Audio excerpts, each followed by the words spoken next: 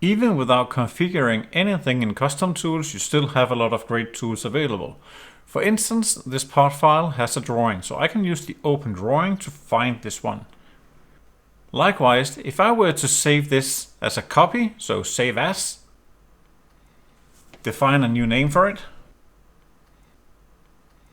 and then save that, CustomTools will know that there is a drawing available for this one, and it will offer you to create a copy of that drawing in the same operation.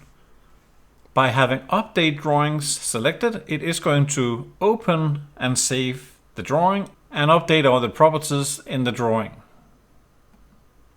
So now I have a copy, and the copy has a drawing.